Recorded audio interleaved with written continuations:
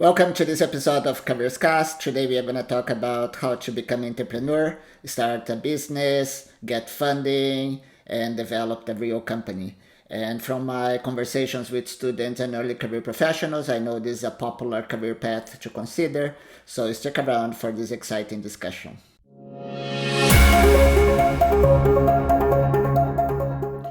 This is Careerscast, a podcast for students and early career professionals who want to develop a successful and meaningful long-term career in technology. I'm your host, Marcio Saito. Hi, welcome to this episode, and we're going to talk about how to become an entrepreneur, start companies, and develop the real business.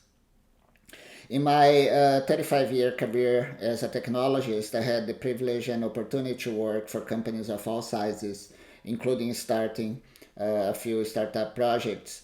And so when I graduated from college, my first job was with a very large company. I was just an employee, a regular employee.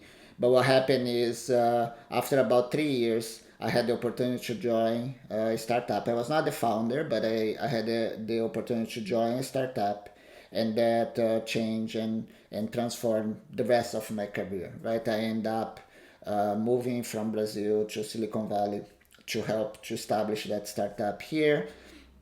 And I got the experience, right? Though I was perhaps not an entrepreneur, a typical entrepreneur in terms of risk taking and the willingness, right, to do that.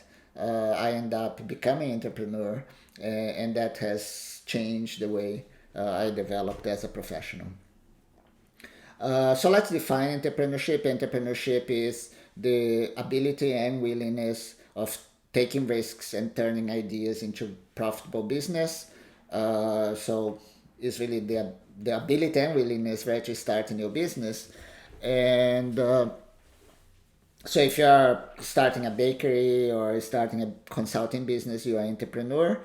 But there is a very specific model of entrepreneurship that developed and became successful in Silicon Valley, which is the use of technology, the ability to match, right, entrepreneurs and financial investors to create large, scalable global businesses.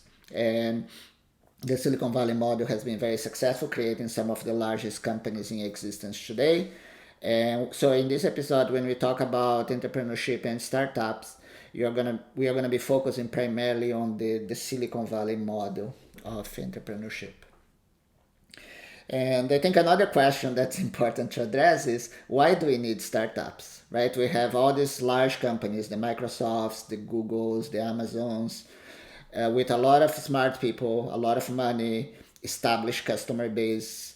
Why can they create innovation, right? They have all the PhDs and the technology experts. Why can those large companies create technology innovation? And the answer to that is very simple.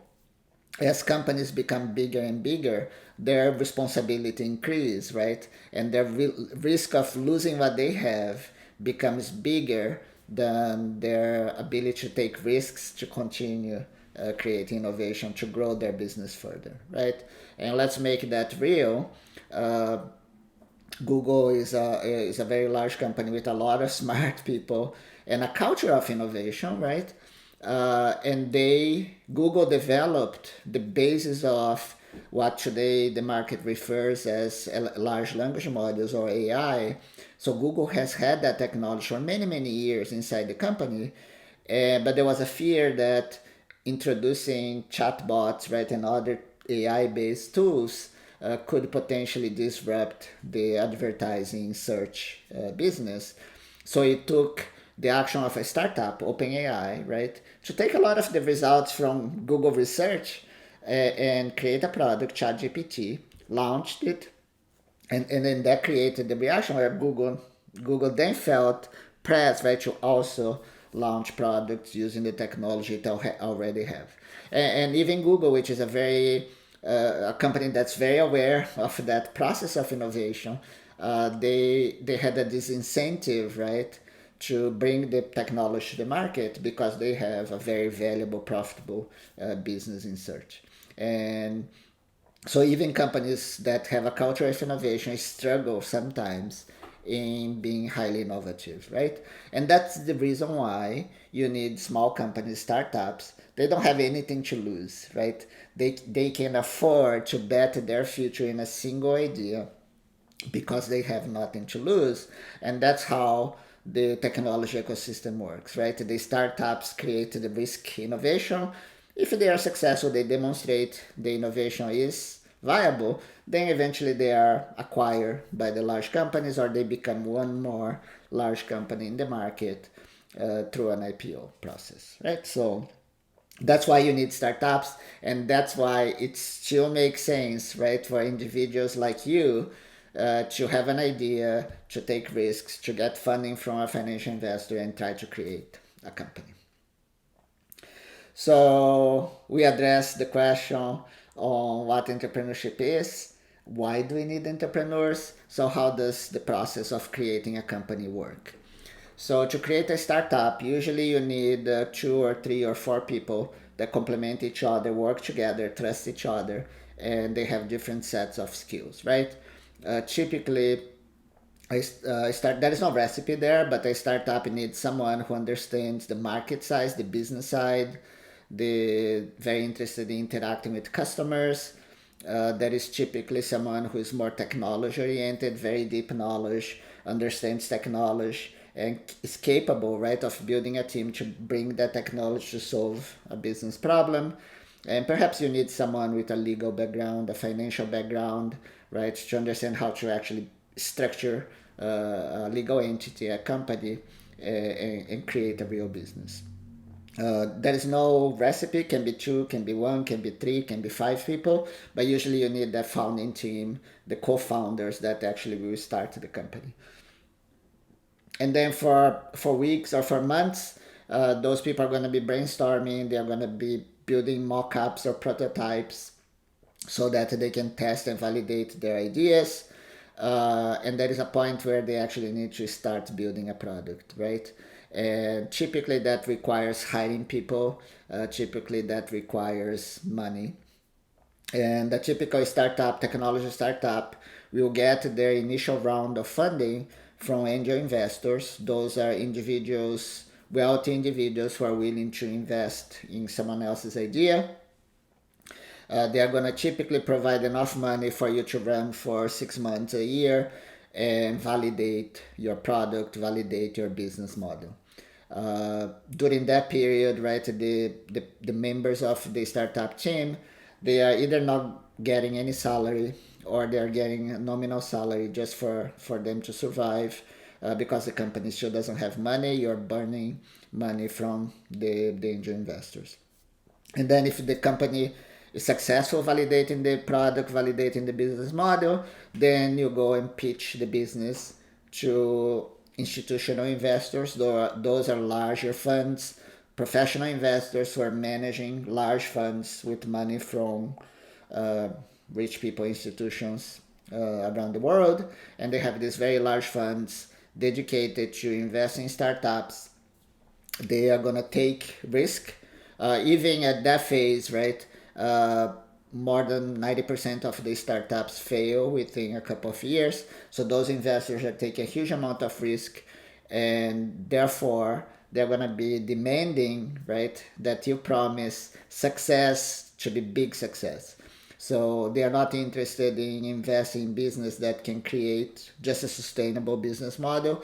They want you to promise that I'll take $1 million today, but in 2 3 years I'm gonna return $50 million to you, because the return on the investment on the successful startups, they have to pay for the failures of many of the other projects they invested in.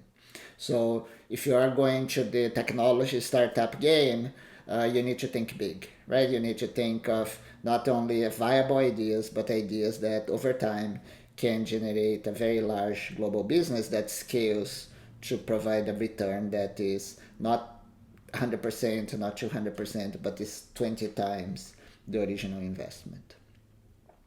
So that's what it takes to create a startup. And I think the last question I want to address today, oh, before that, the the best way to get introduced to that mechanism of pitching an idea of and getting investments from financial investment is to watch Shark Tank. I'm sure you heard of Shark Tank. It's a reality TV show. It's very simplified. It hides a lot of the detail, but it's a very good introduction to how investors and entrepreneurs interact in that funding process. So if you have not spent a lot of time watching Shark Tank, if you are interested in entrepreneurship, you should spend some time. It's a very fun and simplified way for you to understand how the process works at a very high level. And the last question I want to address today is how do you personally go about becoming an entrepreneur, right?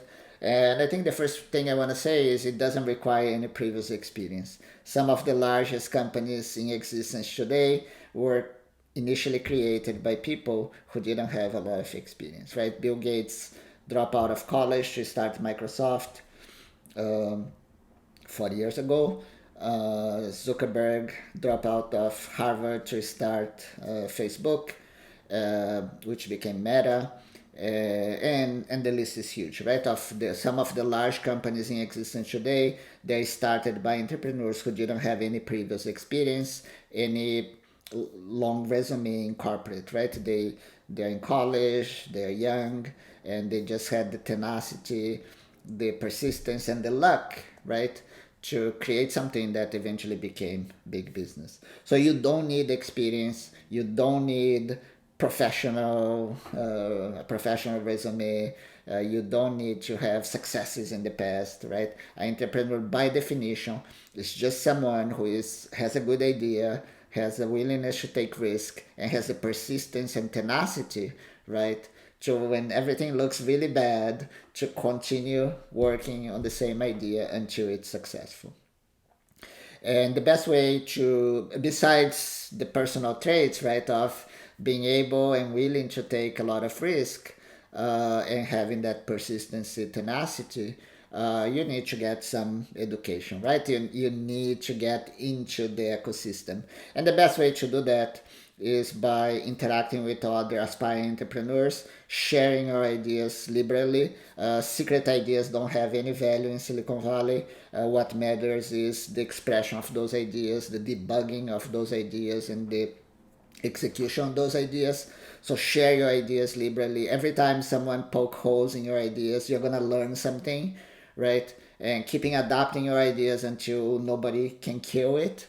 And the best way to do that is by interacting with the investor community, interact with the entrepreneurial community. And here in Silicon Valley, there are events everywhere. People get together to pitch ideas to investors, to find co-founders, to debug their ideas. That model, right, the Silicon Valley model has been exported to pretty much every big city in the world. So I'm sure you can find those events not too far from where you live. So interact with others, talk to other entrepreneurs, talk to investors, talk to people, like-minded people. You need to be an expert in something, right? You need to have some edge. Either you understand the market very well, you have domain knowledge in a specific business area, or you are expert in some technology. And if you have that, plus the tenacity, the persistence, you're well equipped to become entrepreneur. There is a lot of material on the web. There is some material in this channel, but the best way to actually get into the ecosystem and by interacting with other people in real life. So go start a company and see you in the next episode of Careerscast.